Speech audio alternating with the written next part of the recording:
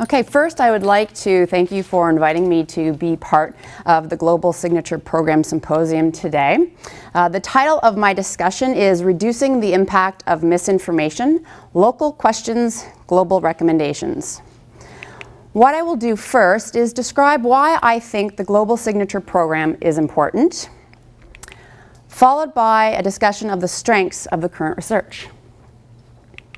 I will then ask some local questions as these researchers move forward in their own programs of research.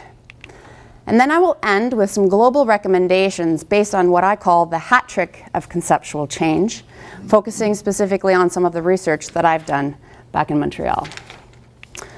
So to begin, why is the Global Signature Program important? Well, alternative facts and fake news are part of today's popular press and social media. Today, anyone can author content on the internet. Now, why is that a particular problem? Well, it's a problem because no one's really policing that content. No one is evaluating whether that content should be placed on the internet, whether it's acceptable, whether it's scientifically accurate. So this can be a problem when you take into account that 80% of all internet users search for health-related information. So imagine a parent that's just been told their child has ASD. What's the first thing that parent's going to do when he or she goes home? They're going to Google it. They'll get on the internet and they'll search for information. Perhaps Jenny McCarthy's face will pop up and they'll believe that one of the causes of ASD is vaccinations. We know that is not the case. So this is problematic when you dig further into the fact that nearly half of the information on the internet today based on health-related information is in fact scientifically inaccurate. And these were studies done by the American Cancer Society, done by researchers that focus on vaccinations, as well as researchers that focus on SIDS. And these are just some of the content areas that have found that nearly half of that information is not scientifically accurate. It's a little bit scary.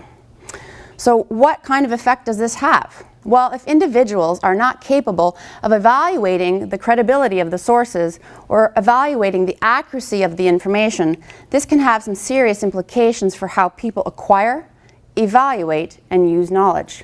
They may be using fads for treatments for ASD that are not going to benefit them or their child at all. So we have come to a post-truth era, which has resulted really in an epistemic crisis. Source evaluation skills must be taught and misinformation must be corrected. Therefore, I would argue that this work is not only important, but it is also very timely. So with regard to some of the strengths of the current research that we saw today, first, we'll talk about the one that focuses on prior knowledge about ASD and relations to intervention recommendations. I particularly liked the cross-cultural aspect, the global aspect with regard to looking at Spain versus the United States. What are the misconceptions?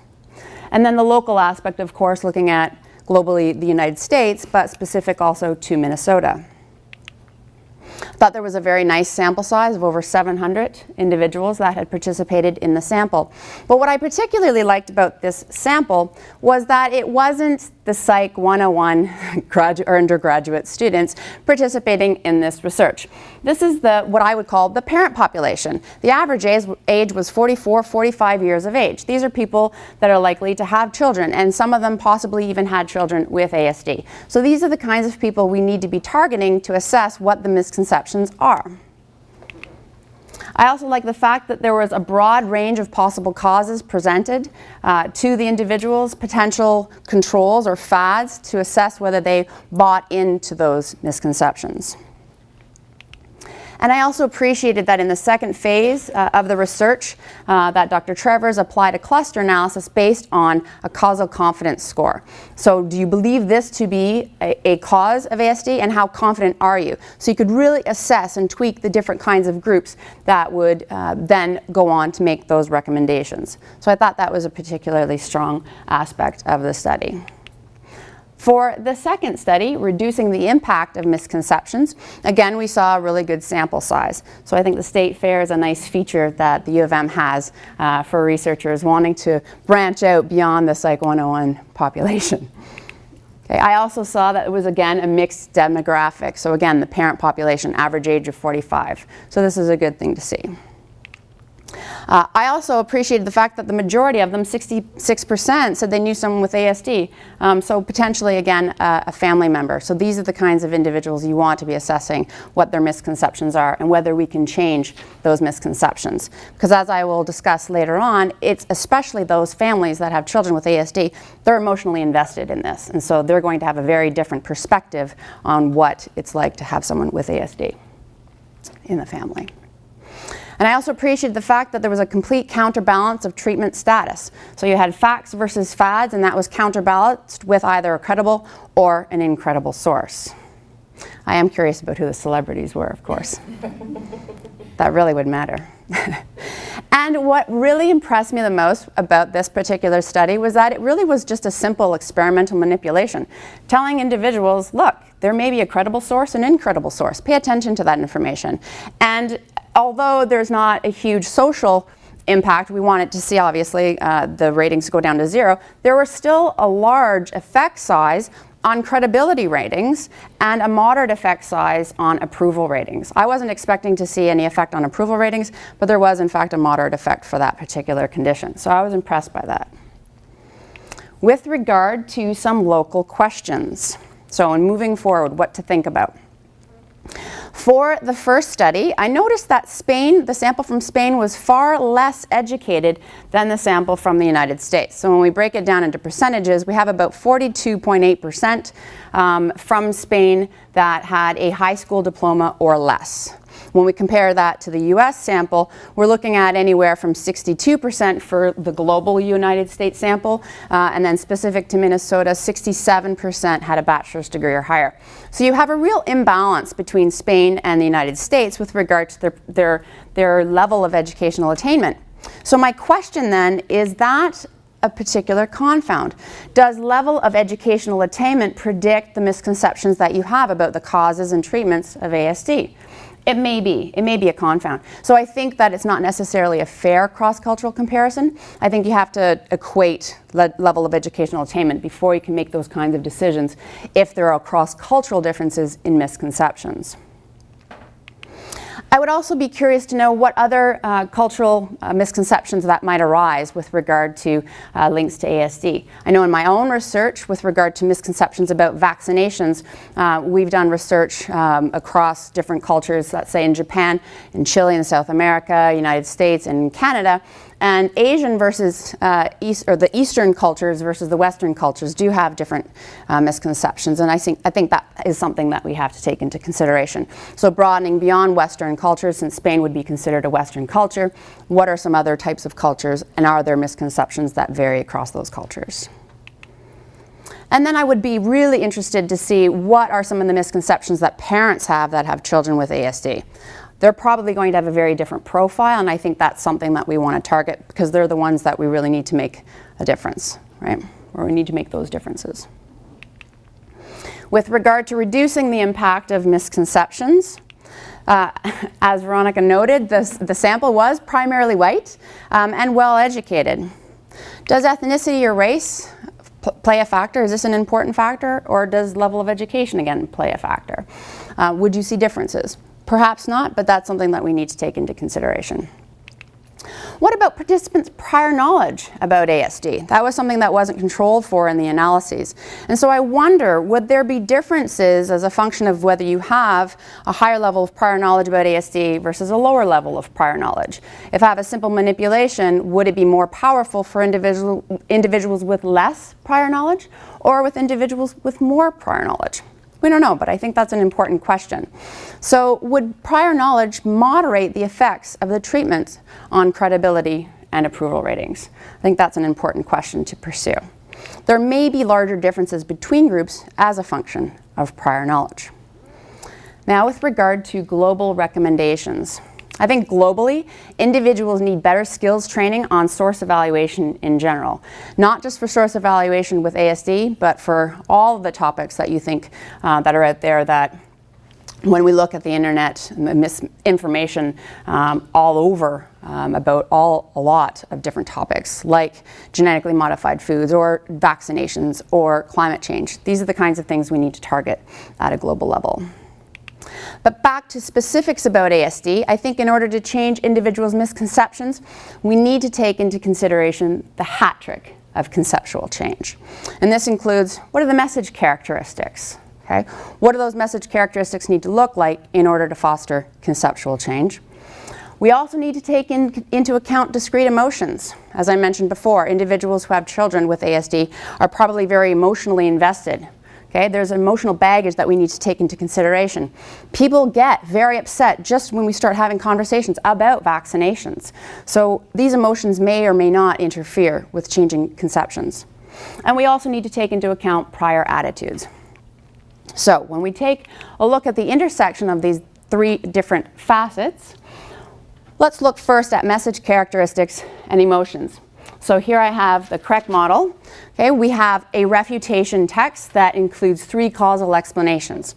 So if we look at phase D, the integration component, wherein those causal explanations hopefully begin to dominate the conceptual network, what goes on when we actually present information that is counter to an individual's beliefs or conception? Well, when we're presented with information that is incongruent with our own belief or our own conception, what's the first emotion that they're going to experience? They're going to experience surprise, and that's because of the cognitive incongruity between the incoming information and their actual prior knowledge. What happens when we experience surprise? Well, physiologically, our pupils dilate, they get larger. We focus on the information that actually causes the surprise. So the attention then is on that surprising information. We also activate areas of the brain that are responsible for memory. So we're more likely to remember information that surprises us versus information that does not surprise us. So surprise then really increases the salience of information. Now, one of two emotions can occur following surprise, and that includes curiosity and confusion. Curiosity occurs when we assess that the incongruity that we're experiencing would be relatively straightforward to resolve. So we're likely to experience curiosity. When we determine that to resolve that incongruity is going to take too much effort, or we don't have the skills necessary to resolve the incongruity, we'll experience confusion. So both confusion and curiosity are positively related to surprise, but both to each other are negatively related. Regardless if we experience curiosity or confusion, what ends up happening is we search for causal explanations. When we're already presenting causal explanations to individuals, they no longer need to search for those causal explanations. So what ends up happening is they focus their attention on those causal explanations. So increasing the salience of that information, increasing processing. And so when we look at why that information begins to dominate the neural network or the conceptual network, that's one of the explanations, is that attention is focused. And they're more likely going to remember that information. Now, when we look at the intersection between prior knowledge and attitudes, we see this interesting profile in a 2x2 profile where we have some easy to address cases and then some not so easy to address cases. So in this condition or in this context, we can have an individual who has either a correct conception or a misconception. And then we have, from the attitudinal component, we have attitudes that can range from very negative through to neutral to very positive. If we look at profile A, we have an individual who has an accurate conception and they have a positive attitude toward that conception. So we don't have to do anything. We're all set. We move on. When we look at the second profile, profile B, we have individuals who have misconceptions, but they have positive attitudes. And so under this condition, all we need to focus on are the misconceptions, and refutations would be sufficient in order to change those misconceptions. So that's not a bad situation either.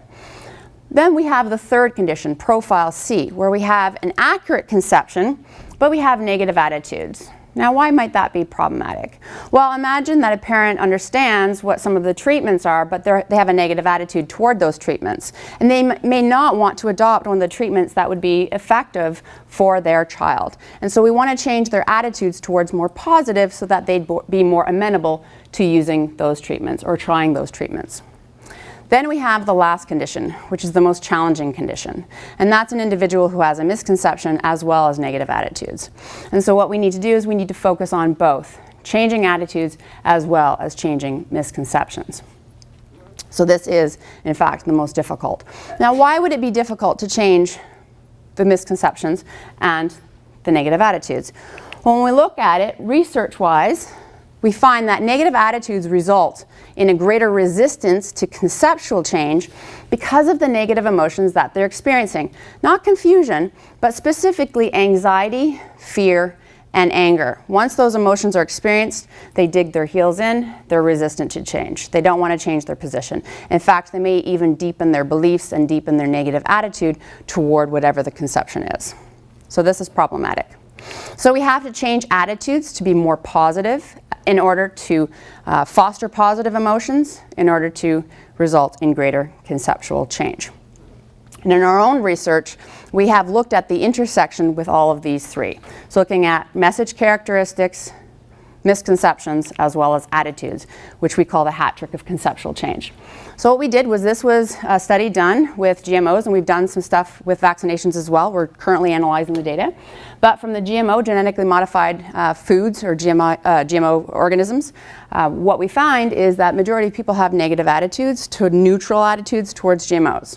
When we give them a refutation text with 3 causal explanations, and embedded within the text we have 3 different conditions. We have one where they have positive attitudinal content, one that has both positive and negative attitudinal content counterbalanced, and then a third condition where they have negative attitudinal content embedded within the refutation text.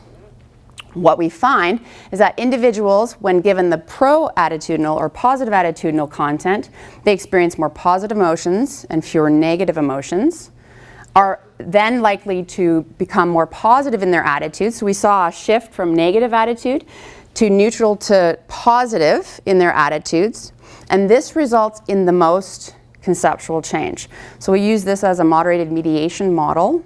So change in attitudes actually predicted more change in misconceptions compared to the other 2 groups. So the group that was the least likely to change their misconceptions was the one that received the negative attitudinal content. So the negative attitudinal content, because they already had negative attitudes, fostered more of a negative attitude and were less likely to change. So when taken together, we need to focus on changing attitudes to become more positive in order to foster that conceptual change. And that can be done embedded in content. So taking into consideration the global recommendations as a summary, we need to pair refutations of misconceptions with 3 explanations embedded within a positive attitudinal content, again to change both attitudes as well as misconceptions. And like the conceptual change aspect, attitudinal change is more likely to occur when it's personally relevant to individuals, when the source is deemed to have expertise, is trustworthy, and part of their in-group.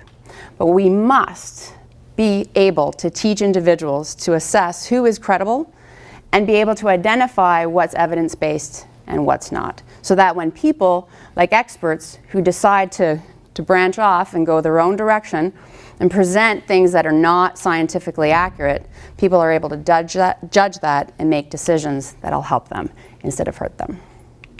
Questions? Do you guys want to